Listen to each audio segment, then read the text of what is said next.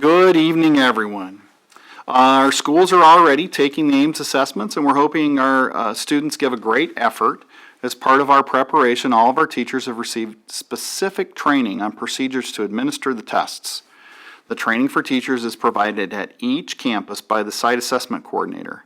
Each school was visited during presentation to teachers by curriculum staff to ensure the information was aligned with district expectations and that all teachers received consistent message. Letters to parents regarding the testing next week have gone out. A phone message was sent to all parents, and information is posted on the district website. And those are just some of the ways we communicate with our families about testing. It's been discouraging to have your integrity questioned just because you're making progress. And I feel a little bit like Jaime Escalante must have felt at Garfield High, except that we can't go back and have all of our kids retested. Dan Dominique, the executive director of the American Association of School Administrators, said that the wider repercussions of the Atlanta cheating case are very troubling, and that the problem is any school systems that have accomplished great turnaround of schools are going to become suspect. So we want all of our kids to do their best, but we want to assure everyone that we do not encourage, implicitly support, or tolerate dishonesty in the Littleton School District. Concerns about a potential shift to the PARCC assessment are rising around the nation and in Arizona. Conservative activists, quote unquote, according to the Arizona Republic, have stalled a measure in the legislature to align new state assessments with the 2012 Arizona Common Core standards because they say they are a federal effort to meddle in the local education matters using mediocre standards, unquote. Common Core advocates dismiss the criticism as being conspiracy theories and anti-federal sentiment. The assessment language was added in the Senate as amendments to House Bill 2425, which was transmitted to the governor and then signed. Regardless of that controversy, our principals are receiving professional development on 8 mathematical practices in the Math Common Core standards. The professional development is designed to align with the current macro program, and those opportunities have been embedded in the principals' monthly meetings. The sessions will support principals as they're observing math instruction, provide specific feedback to teachers aligned to those new Common Core expectations. I want to touch on the budget for a minute. As most of you know, due to opposition from Tea Party constituents who want to keep spending down, the Senate Education Committee voted 5-4 against passing House Bill 2488. This would have added 3% to the budget and helped attract and retain talented teachers in our school district. It was an important piece of our 200-day calendar implementation plan. And there's still hope that that language could be resurrected as part of an omnibus budget package being negotiated between the executive staff and the legislative leadership. Those talks are going on behind closed doors, behind the scenes, and they all depend on what happens with the governor's health care proposals.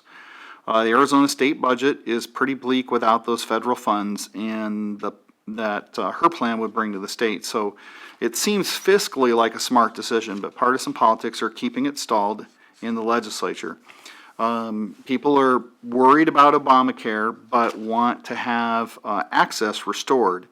And so if you want to do something to help, a phone call to leadership in either house of the legislature would be a good start. Although state funding for education dropped dramatically during the Great Recession by more than a fifth, or $1,014, according to the Arizona Association of School Business Officials, several districts, including here at Littleton Elementary School District, have low financial stress, according to the State Auditor General. The report cites rising student populations and local voter support as reasons relieving some of the stress, and those are both true in Littleton. And we certainly want to extend our thanks to our community for their support. Like these districts, we're coping with the state funding cuts stemming from the recession, but the stress has cut into our percentage of funds in the classroom. Our M&O expenditures are still about 62% of our budget that goes into the classroom, but because we added a couple $100 a pupil in funds outside of M&O, such as grants, the percentage overall of all funds combined dropped about 3.5%. So the truth is, because we have no choice but to act responsibly in the management of our budget authority, the stress from mishandling the state budget has been passed along to our families and employees. Many of you have heard of federal sequestration, which became effective on March 1st as part of the Budget Control Act of 2012. It affects all federally funded education programs to the tune of about $53 million in cuts to Arizona, with Title I and IDEA Part B being the largest parts for our budget. These are not current year but funded programs that we expect to see cuts of at least 5% in the fiscal year 2013-2014 budget. That's next year.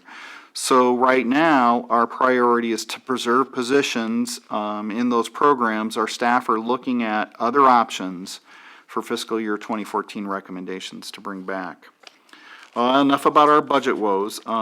Let's talk about our teachers in schools. They are continuing to develop partnerships with parents and working on their children's, our students' learning and progress. Third quarter achievements of students were highlighted during parent-teacher conferences right before Easter break. We are still collecting conference data. It looks like we're going to be in the high 80s overall for the percent of families having conferences with teachers. I think we have 3 schools that exceeded 90% now. So we know open communication between parents and teachers and students produces a positive learning environment and climate and helps with our student achievement. So we're pleased that people are making that commitment to get together to support our kids. All of our school librarians conducted their spring book fairs during parent-teacher conferences, and that allows parents and students to view and purchase books together. Book fairs encourage a love of reading and support the connection between home and school through reading. Book fairs also provide opportunities for our librarians to connect with parents and members of the community through providing reading recommendations, inviting everyone into the library, and talking to people during this important conference time. The Firebird Reading Celebration is just around the corner, and the University of Phoenix Book Buddies will be getting together to read their way to the goal of 10,000 pages. Country Place has partnered with the University of Phoenix to offer an opportunity for a select group of third graders to work with adults from the community to develop reading skills. Now, this group, about the size of one class, our Dibbles data shows that the correct words per minute of these young Firebirds is showing gains over all the other students, so we're excited to have the University of Phoenix helping them out. The 4th Annual Family Resource Fair at Estrella Vista Elementary School was hosted by our Federal Programs Department, and that event provided an opportunity for 34 organizations in our community to come and share resources and services such as education, safety, healthcare, and extracurricular activities. Our district had our own table providing information to our community on topics such as implementation of full-day kindergarten, and people seemed genuinely excited to participate, and we want to thank all the organizations, our staff, and the volunteers who assisted with the event. Wouldn't be possible without all of them. How many of you knew that March was National Nutrition Month? And our food service department, led by Miss Rebecca Fisher, was out promoting good eating habits. The biggest program Littleton has is called the Roving Chef Program, and our kids love it. It's done throughout the year, but it provides an opportunity for select students to learn about nutrition and make their own meal. The district has partnered with Maricopa County Community Nutrition Programs to increase their presence. So we're looking forward to more of that in weeks and months to come. Teachers, students, and staff, all the schools continue to focus on student skills to prevent bullying.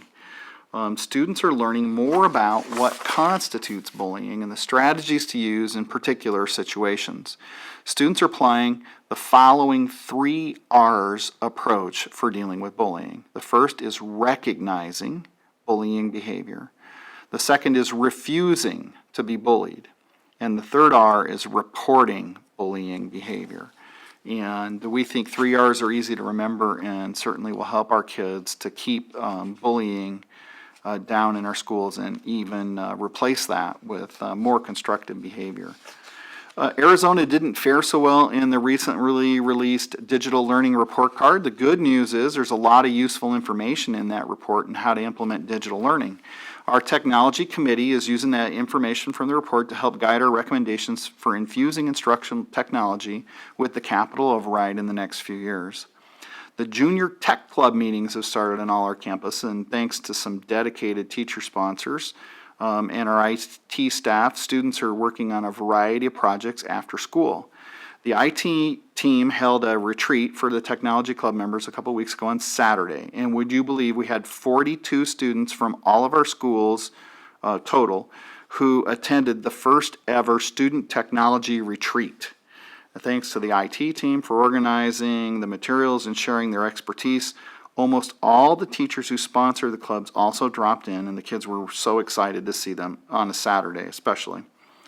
Both staff and students had a fun day going over our district's technology, including the network, student responders, and video editing. Almost every student reported when surveyed that they would come back, so we're looking forward to planning the next session. Special thanks goes to Mr. Rick Hall, local businessman who paid for lunch, and Miss Alexis Cruz Christensen, another business partner, for helping deliver that, and we look forward to working with them on our next retreat. We've also been busy promoting kindergarten registration. First, we declared the week of March 28th Kindergarten Roundup Week, and then kept the Welcome Center open late on Wednesday night, especially during parent conferences, to be accessible to our community. It was exciting to be able to talk, print, and tweet about the return of full-day kindergarten, and we expect to surpass 100 kindergartners registered this week. That's pretty good for this time in the spring. We already have an additional 20 early entrants on the schedule to test this summer. So it looks like we're on track to have a good kindergarten class. We also wanted to share that tomorrow morning Fox 10 News will be featuring Littleton School in a segment with Corey McCluskey, the weatherman, in the 8 o'clock hour slot. So look for that. What a season we're having in softball and baseball. I'd like to say tonight congratulations for winning a title, but as the famous saying goes, it's too close to call. Every game played in softball and baseball has been exciting to watch, from the comebacks in some games, great pitching duels in others. Our teams have shown sportsmanship in every game they played, and the coaches have proven to be excellent role models for their players. You might have heard the saying, it's never over till the last pitch has been thrown. Well, I'd like to say that our athletes have proven that statement true, and it should be an exciting next 2 weeks to see who will claim the title and who makes the playoffs. Once again, we want to extend our thanks to our partners in the city of Avondale, which have donated more computers, and we'll be able to refurbish those and place them in classrooms. This time we received 20 Dell Optiplex computers. It is so great to have found a way to share technology resources and value the efforts to get additional computers into our school. And in closing tonight, I'd like to express thanks to Maggie Taylor for the bowling family pack for fundraiser at Collier, to Trace Rios PTA for movie licensing, and to Darlene Phillips for funds for the Rebecca Dusky Artichoke Fund. And that's all I have this evening. Thank you, everybody.